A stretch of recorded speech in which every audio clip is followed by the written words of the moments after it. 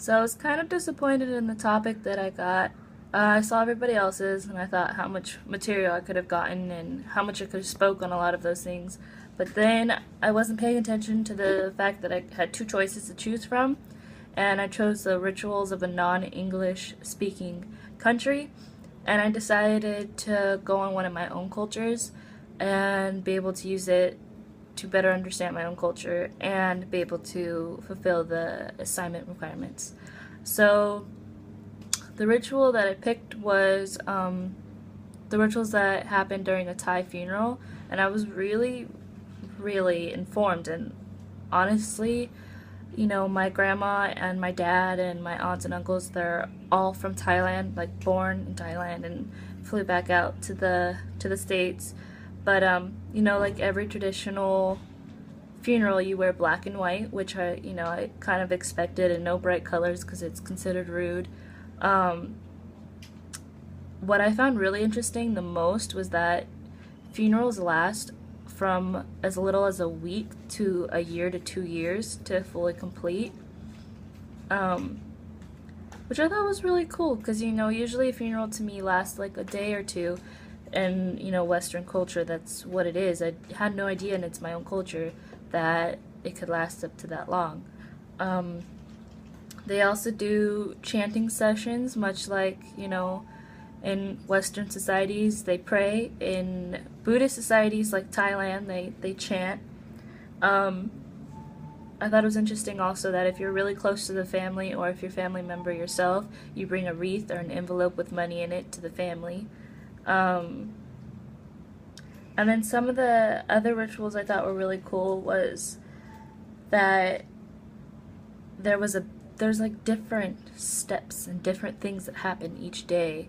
And one of them was the bathing rite, and that happens on the first day of the funeral, and only the family members are allowed to come. Um, oh, what I also thought was really cool is that they cover, when you're in the casket, they cover everything up to your head, and then your right arm is left open, and that is to be able, the right hand you pour water onto, and it's scented water, and it's to be able to give your blessing or to ask for forgiveness.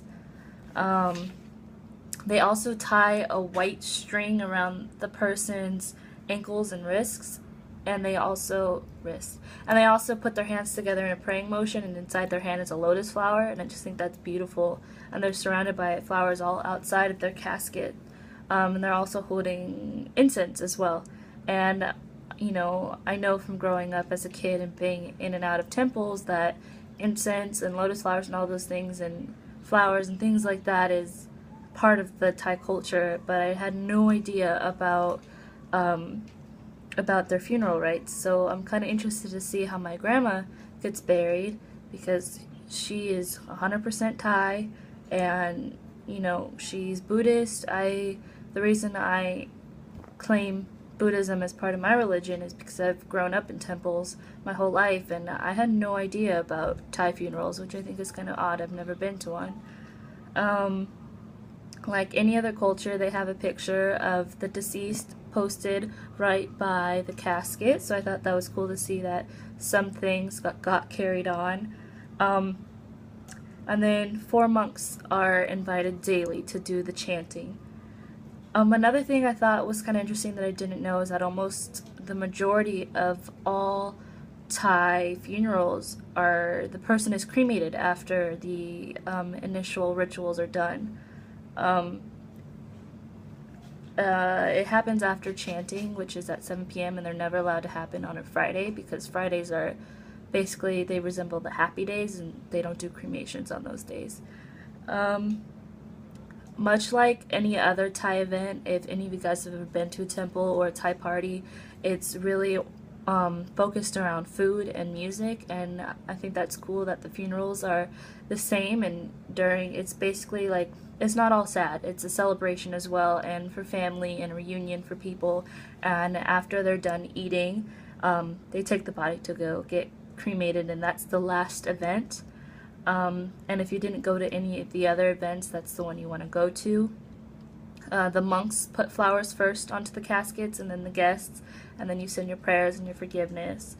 And then you're given a souvenir of the person that represents their life, and then what they choose to do, the family or the person before they died, they choose what they want to happen with their ashes. And I thought that was pretty cool.